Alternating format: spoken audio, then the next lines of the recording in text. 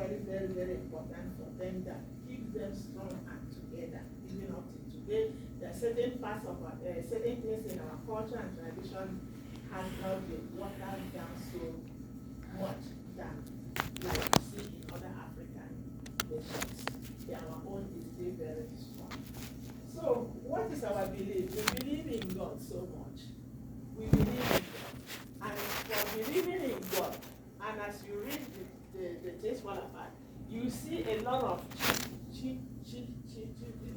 Did somebody pick up that you were seeing cheat, and you know, that means God. So, like my son, his name is Uchechu, the mind of God. So we use sentences to give names. So we proclaim, like as you see it, as you read it in the Bible, that is how the Igbos are. They name, they speak of their children. And for doing that, it makes them to think, what is my name? My name is Ndobisi. Ndobisi means life is very, very important. Oluchi means it is the work of God. Nkechi, God has given. All these things is what you'll be reading in Chinua. And it's exactly till today. We don't just give names. You are Mr. Tree, you are Mr. Melrose, you are Mr. No. It has to make sense to the parents, and also it has to make sense to the community. And whatever name is given to you, sometimes we believe it propels your life at the end. So that is why we take it very seriously. Exactly the way it is in the Bible, especially the Old Testament. The Old Testament, when you read it, Deuteronomy, Numbers, you will see exactly the Igbo culture. That's what the Igbo culture is exactly the same. So we practice our marriage just like you see in the Bible. How you have to know the family, the communities you are going to go marry, the people of Benjamin going to the people of Judah to get married. So that's how we do it.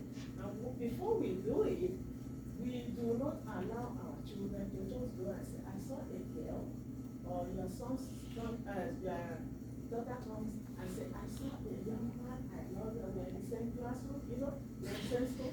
We don't do that. But you are still free to do what you want to do. Because that marriage is not between you and the boy and the girl. It is between you and the community. So that community is involved. Not involved for bad. I know people don't want somebody infringing into their responsibility, into their relationship. It is for good because the girl is so protected. The same thing with the man. If the girl is bad, everybody knows, and they come. The parents will come and advise, and this is how it is done. If you go to Virginia, I think it's in Baltimore, they have already built an Igbo environment where they are creating the Igbos that came here during the time of slavery, and have built exactly the neighborhood like we had it in the olden days. You can Google it. It's the Igbo village in Virginia. Baltimore is in Maryland, but it might be close. It's close to Virginia. Okay, it's in Virginia. So that is there, Igbo village in Virginia. So, and our value, like I said earlier, our value is very, very important. The value of respect, the value of care, the value of do not take care of your neighbor. We believe in our neighbors. And Igbo, like I said, is a very large, and also we have culture that unite us together, that we know if you don't love, if you don't care, people will know. And there are certain traditional moments that we used to let you know in the public open, which they did in, I think, the month of November. We call it equal friendship. Like to get married, girls go from one place to another, 4 days, especially my own part of people. 4 days celebration, you go and stay with a friend, and that friend learns a lot of things, do a lot of things. You can have like 3 or 4 girls that come together and stay there for 4 days. Then the next 4 days, you go to another village. All of them go together. they kind of learn and relate together. So that is why the family is so tight that it's difficult for somebody, another nation from outside to infringe and distort them, which was being tried in the 1920s. Like especially the Igbo women are also very, very strong. Very, very strong. When you think about decolonization of the 1940s and 50s and 60s, does anybody have an idea of what colonization is? Colonization, which was done by Europeans in those 1800s when they went to Germany and had a meeting and distributed Africa to one another. So, to decolonize was difficult. People went through a lot of things. A lot of Europeans also didn't like it. But do you know who started that decolonization? It is the Igbo women.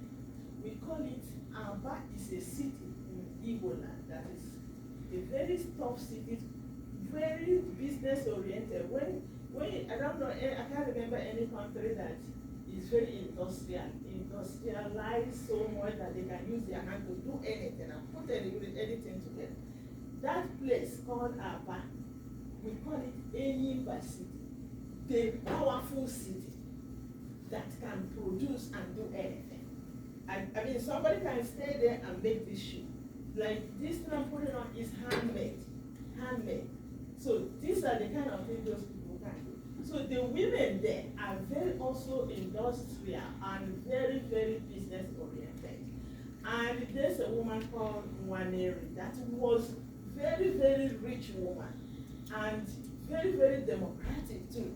That when the Europeans, the British came, they had an issue with taxing them. And they said in 1929, you cannot tax me. You tax my husband, you want to tax me.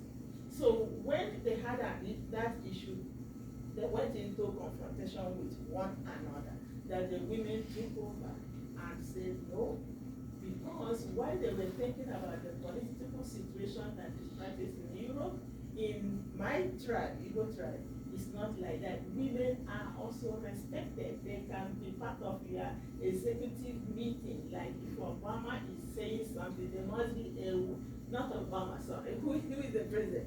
Joe Biden is having a meeting that's going to affect them. The women must know what is going on. And they weren't included. Then they went into war with the foreign people that are living with them, taxing them, which is equivalent to what the Americans did, the Tea Party. Have you heard about Tea Party? Tea Party, where they had to sink the tea that was coming from somewhere so that Britain will go and tax the tea inside the ocean. So the Haba women did it. You cannot tax it. That is how they rioted and then sent signal to all African countries. That's how decolonization happened. Because somebody has asked me a question about the women, the women, the Igbo women are respected and they have their own power. So, and also we respect, and what we call our elderly is ancient. Like if you read your English, you see ancient. So sometimes I'm like, where is the Igbo language? When you look at certain keywords, it's tied together to the English. Ancient, we say Ichie. And these Ichie people, their dressing is different. I don't know if you have seen, there's no picture in that book where children put pictures of how the people dress. When you see their men, they put on red cap, they tie their clothes, exactly the way the Lord spoke to Moses to make the clothes for Aaron. That is how these people dress, our Asian people. And these are people who you must respect. There is no challenge about it. Like there was an uncle that had an issue with one of the wives of his younger brother. And the son of the same man told him, you are wrong. You see, we respect, but at the same time, When you are wrong, we tell you are wrong. That's what I say that I like about America. If their president is doing something, you see somebody can get up and say, President, you are not doing it right. So that is what this one of our uncles did to the father. This is the wife of my uncle. Don't do that. So this man has to say, oh, he has divided me with an axe. Have you seen how they use axe to cut trees and make firewood? So he has said, even to have said that, he said, it's like you use an axe to divide me like a firewood. Do you know this boy paid a fine for saying that? Just saying, don't do this to my aunt because it's wrong. And he was wrong, but he was still at the same time fine for saying something powerful over his father. So we respect our Achebe, which is called in English the Asian. When you start seeing a gray hair on a person, there must be a respect. Take your time, but tell him nicely what he's doing. You hear that? See gray hair? So, also another tradition we practice is called kola nut. I thought this time I would have the physical kola nut to bring to the class, but I don't have it. It's a fruit that is like cocoa. Have you seen a fresh cocoa bud? Cocoa. Yeah. So cocoa, it has seed inside it. So this kola nut is like cocoa bud with different seeds, so many seeds inside. This kola nut is what we use in praying. When we pray, it's a must. Like I thank God for how your lecturer does it here, praying. That is exactly Igbo practice. When you read Achebe, when they gather together in the village square, they must pray before anything. Before somebody gets up to say anything, they must pray. So kola nut is what they use in praying, raising it up and speaking before they do a ceremony. What kind of ceremony? It could be wedding ceremony, it could be funeral ceremony, it could be child dedication, it could be anything at all. It's like communion, like the way Jesus Christ eat communion with the disciples. That is how the Eagles do till today and till tomorrow. And when they are gathering together to say it, to pray, they will never use English language. They will never use any other tribal language. Because they say this fruit does not hear another language other than the Igbo language. They will take an excuse if they are doing it here, doing it in London, doing it any other place. They must take permission because they were going to speak Igbo language. Kola nut does not hear any other language than Igbo language. So we use it for ceremonies like that, wedding and other things. Another thing I can say is I have talked about your marriage. Marriage is very important, which I think every youth in this world, because it does work for us, that you don't marry and neglect your family. You don't do that, because this is two people coming together. Together you came from somewhere, and he came from somewhere. You come together, you want future. The future of a lot of us have shown that it's very important that you still have relationship. So the Igbos have that relationship, and it is your fellow friend that will go for that marriage for you. In marriage, we call it, we start by the step by step and step, like 6, 7 steps before you call up for your wedding. You will call it knocking on the door, asking question, Ijuese. That is Ijuese.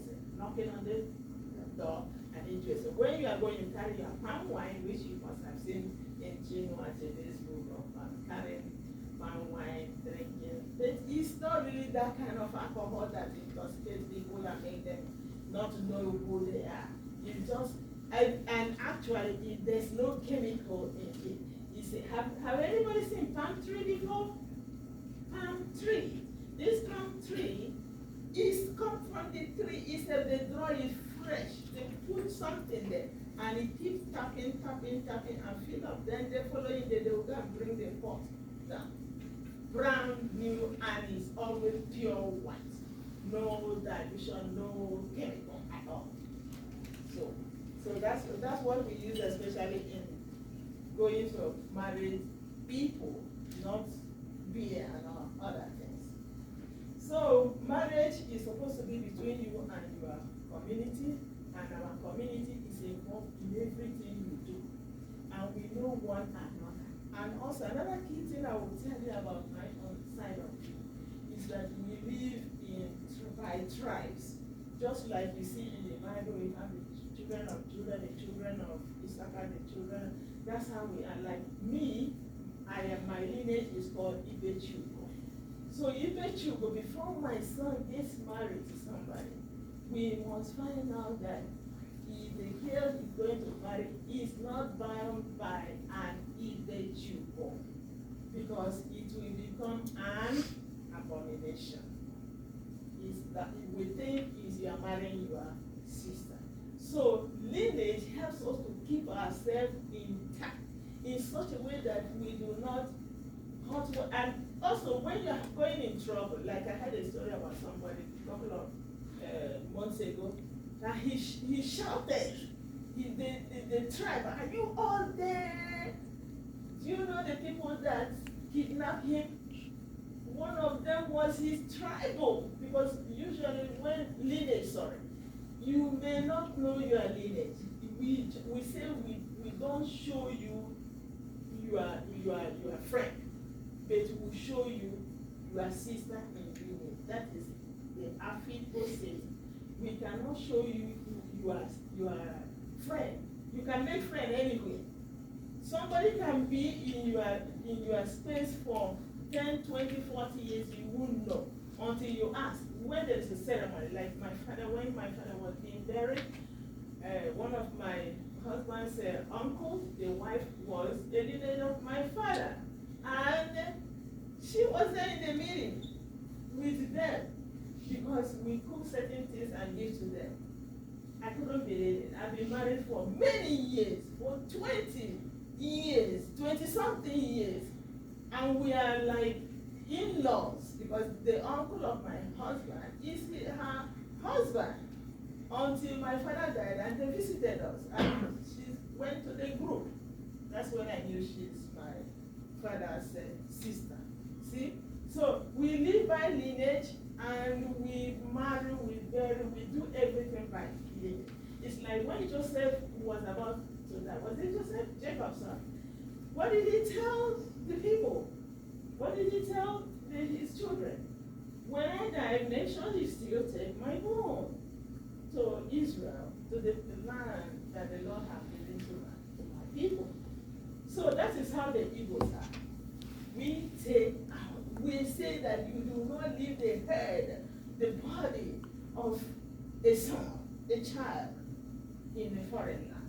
They will still practice it till today. Though sometimes when you are in hardship financially and you couldn't do all that, you can still bury here, but our brain is still connected that I think one day when I'm there and go back. That's our culture. That's how it is. So I talked about ceremony and wedding, and also, like I said, the British tried as much to distort our culture somehow, but they couldn't. One of them is our calendar. Igbos operate on a different calendar. They have Ore, Afro, Nkwo, Eke. These 4 days makes 1 week, and 7 days makes 7 weeks makes 1 month. So we have so many differences that makes us still operate in a different level. So Eke is like the creation, fire, power. That day is a day of market.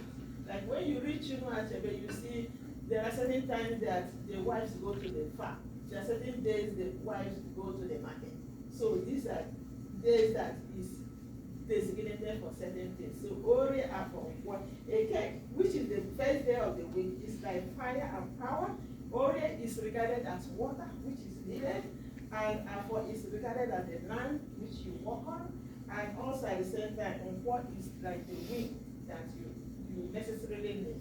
So when they pray over the day, pray over yesterday, pray over your movement tomorrow, what is gonna be. Power of God will lead you. That is, Eke will bring it to pass. And Ore, which is the water, wherever you are going, you have refreshing. And also the land everywhere you walk. In fact, the Igbo speaking proverb, if you Chinua will have a lot of it to say. We don't say exactly what we want to say. We say it through somehow, and it takes you a lot of thinking to get it together. So that is why I said that the Igbos, and another thing, the Igbos start teaching their children immediately the child is born. We even start speaking to the child before he starts walking or she starts walking, because you must be an Igbo. You must be an Igbo. Some people used to say, why are you talking? Yeah. What it means to be an Igbo is something else. Like the way the Americans feel like I'm an American. So that's how the Igbos feel too. And so we have 13 months that makes 1 year, and we have 8 days that makes 1 month, and 4 days that make one week. And we do certain things, farming on certain days, market on certain days, marriage on certain days, burial on certain days. Those names determine when a man will be buried, a woman will be buried. They determine, they speak. So everything speaks. We always say that even the land speaks. And when you have committed something, they definitely, the land, they speak, they tell you the land has to speak. Like, I don't want to go that level. When you talk about marriage and infidelity and other things, exactly the way you see it in the book of Leviticus, they practice it till today in my village when something went wrong. They don't touch you, they don't fight you, they don't stone you. We are not like that. We are very democratic. You are free. But free to the point you know what is wrong and what is right. And also, to determine those kind of things, we go through our political system. We don't have the political system like we have here. Our political system is the governance of these people through the elders. Like as he is, as I am, and other age grade, we are the government. And that is where the British got it wrong when they tried to set up what we call warrant chiefs to take care of different things. I don't know warrant chief. Who gave you the warrant to warrant anyone, anything? No. We govern ourselves through the elders. And we even establish the elders and anoint them and put a hat on them. Okay, I would have said we should, I didn't get that. Put a hat on them for them to become who they become. They have the authority to initiate that kind of responsibility of judging. You don't have the right. Even the government of Nigeria today don't have so much right. The people have the right. Though they want to practice the other level in foreign system, is still difficult because the Igbos have their land settled with elders in different groupings.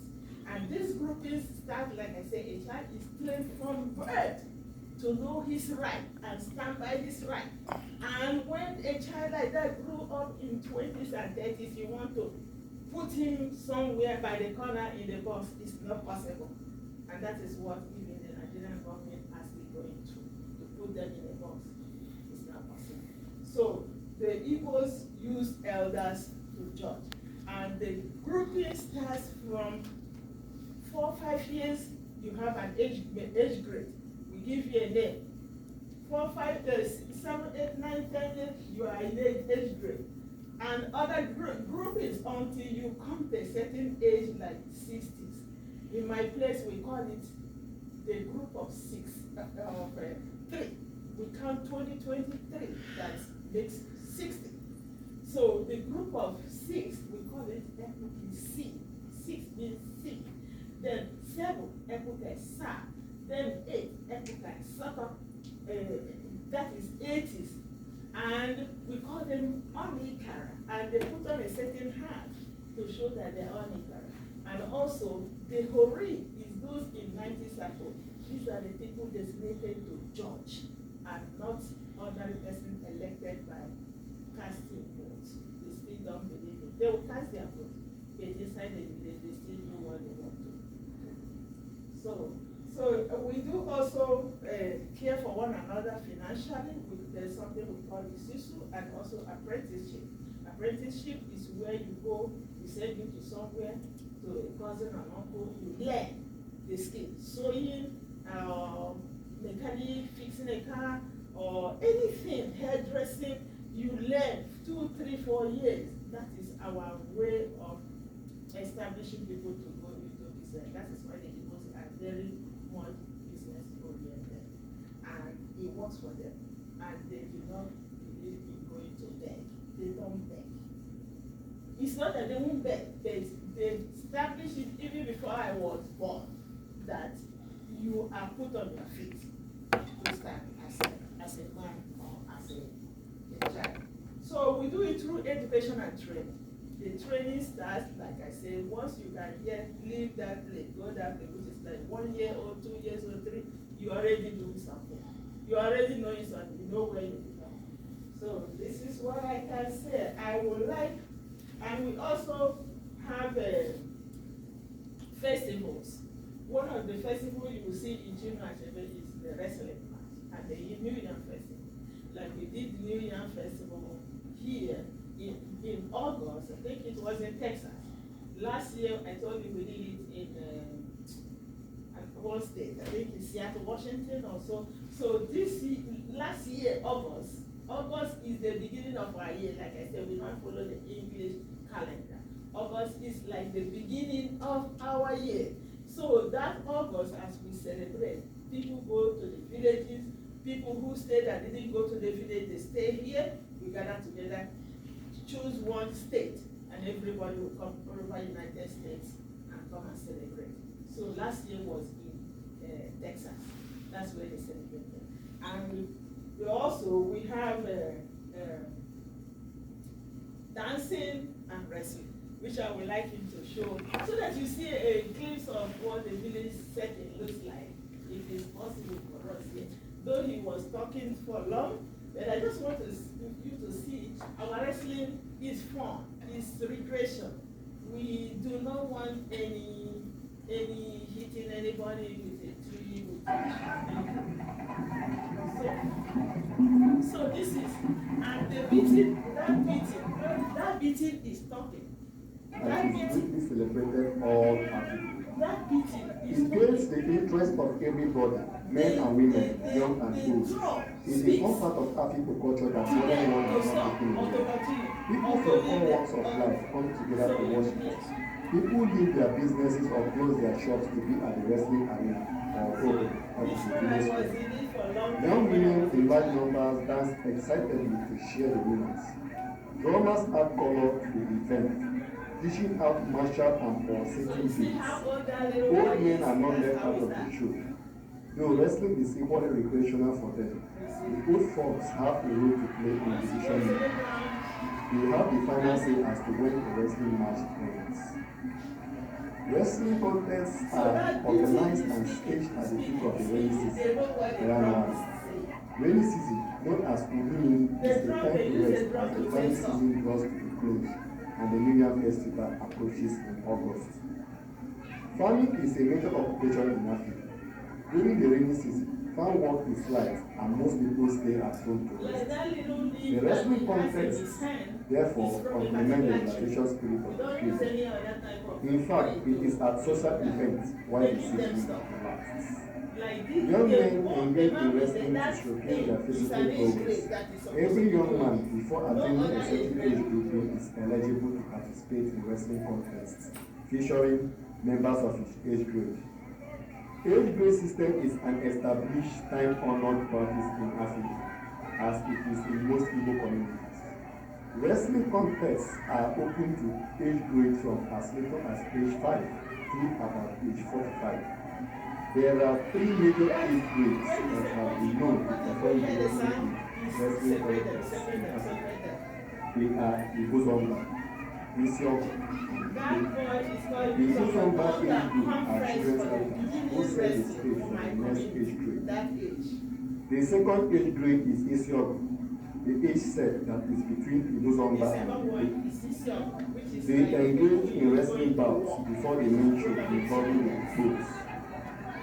The star wrestlers from the outgoing age grade, Iko, are the major attraction. They wrestle last.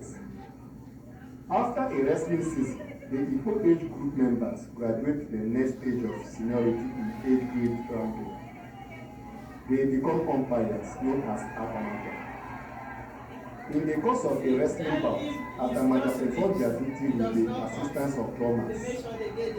A certain drum beat, Motipo, is interpreted as a signal to the Atamajas that 2 wrestling opponents must be separated, especially when neither can throw the other. Additionally, elders act as moderators and final arbiters. An Onikara, elderly of more than 70 years, rose up Santifu and ends the wrestling contest. He also does this to prevent disorderliness, which can arise from an ensuing controversy. A wrestling match does not last long. A winner emerges when a wrestler throws his opponent on the ground, and this can happen within 2 minutes of action. The celebration of the feat is more exciting than the bout itself. Spectators go haywire with jubilation. The winner is carried shoulder high around the arena while people throw money at him. The drum beats become more vigorous, spirited and passionate. Post-finish celebration is eating like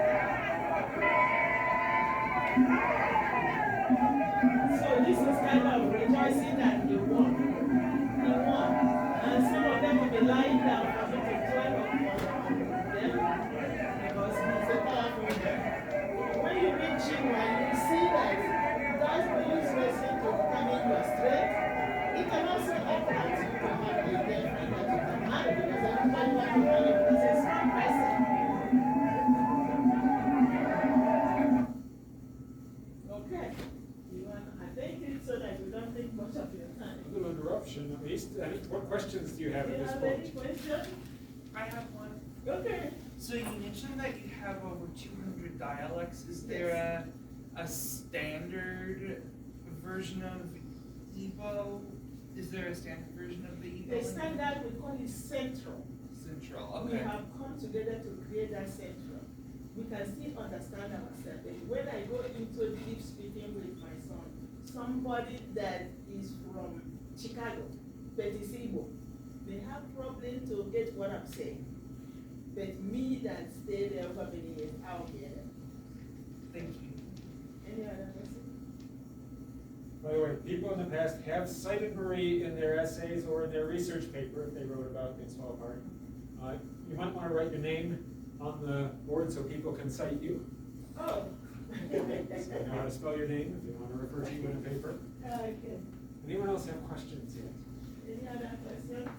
Aubrey? Would you be willing to give us some common phrases in Igbo language? I didn't hear you.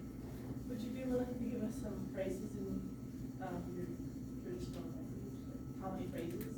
Phrases? Phrases like hello, how are you? Okay, phrases. That's what I tell you. Like when I travel and go there, I stay for 1 month, 2 months, and we say, what did you say when I come back? So that's what it is. So yeah. Kedukide, how are you? Kedukide, how are you? Or you can say Kedukide, how are you doing? And what would the answer be? Odimma. Adima. All the O-D-I-M-A. All the Mwa means beautiful. Mwa means beautiful. All the it is okay. Yeah. Other questions? Then another one can be Ebe Keneje. Where are you going? Ebe Keneje. Where are you going? And can anybody remember anything that you found in the book that you wanna ask? Anything? By the way, the man raising his hand back there is okay, Choko. Okay, Chuku. What is the meaning of your name? Tell them. I think it's gift from God. Eh? I think it's gift from God. Gift from- I think so. I think it's gift from God. Or gift, gift My from God. share. Okay. Keyemoke. Give me my own share. That was given to me as my share from God. Once you hear that Chuku, that is God. So we use ordinary word to speak to our children. Like the mother said, okay, Chuku, my own share from God. So what was your question? My question was, in the book, there's a lot of tension and warfare between tribes, and I'm wondering if nowadays it's similar still, or are tribes more like, are they more at peace now, or is there still a lot of tension between them, or do they stay quite separate? Yeah, in any human environment, there could be disagreement over land issue, over certain things. That is why, like I said, in marriage, because we are so together. Now, where do you come from? What place do I come from in Nigeria? Or do you mean like Which city? Abuja, I'm pretty sure? Abuja? Yeah. He grew up in London. Okay, Chukwu is not Abuja. Once, like Adibo, once your name is mentioned anywhere, they know you have nothing to do in Abuja. You can be born here, you can be born anywhere. You have a place. Anambra. I don't know what that means. Anambra is a state. Then when you go to that state, there are also little villages. That is where that your question can be coming from. They also fight over one another. But through marriage, sometimes, you know you have my daughter. Why do you have my daughter, you want to fight me? Because marriage is community. Community of thousands of people joining together. It's difficult for them to fight to the point of, like we said, the anger of a brother does not reach to the door.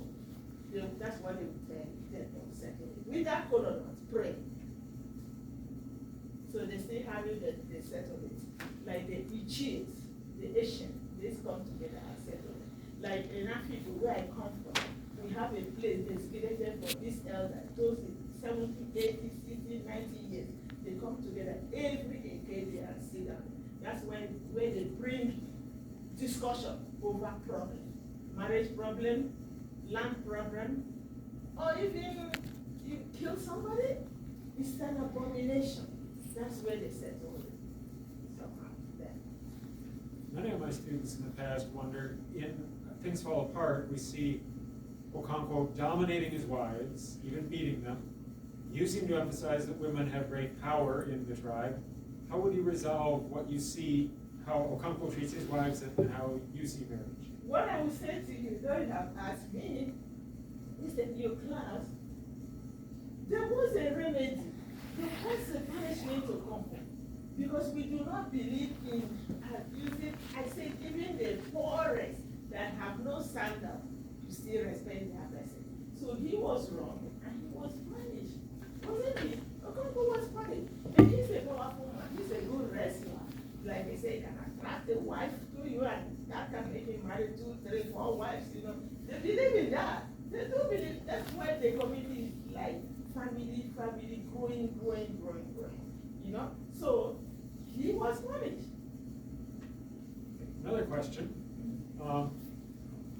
I heard Chinua Achebe himself say that he had rejected his parents' Christianity and believed in the Igbo religion.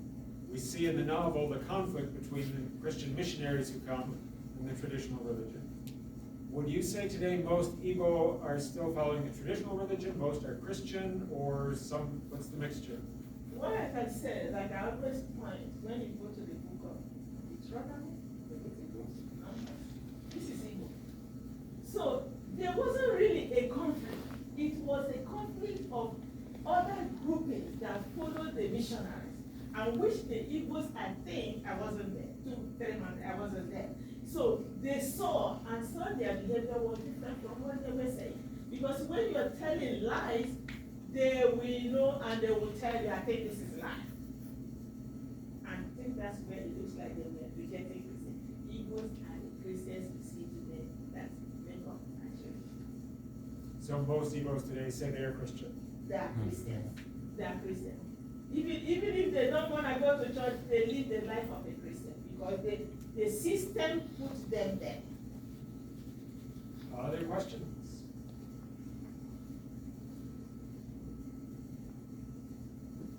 Nothing you want to ask? Okay. I want me to ask you, but how do you feel like doing what do you think you can apply in your own time? We are all in your own time. What do you think you can apply with what you have read and what I have said to shed light on both the Igbos and their ways? What do you think you can apply? Something like democracy, value, teamwork, community outreach, and also neighborhood care and accountability and teaching and training. Which area do you think you want to apply? The values. I like the values of the tribe. I think it's something that they're gonna try to learn a lot from. Treat like teach my kids, to treat the grandparents like with respect.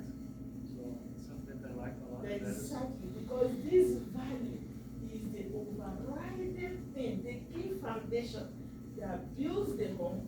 First of all, building the individual that make up the home, that make up the community, that make up the society, that make up the nation. Okay, any other value? What about accountability? Accountability, because those warrant chief I told you that British established in different places, which also they did in America, you know, trying to hold America, they weren't accountable to the people. It was for foreign. So that accountability, you guys are young, you can pick it up from them and hold yourself, your family, your parents holding you accountable and you holding your parents accountable. It makes things work better for everyone and also work as a team.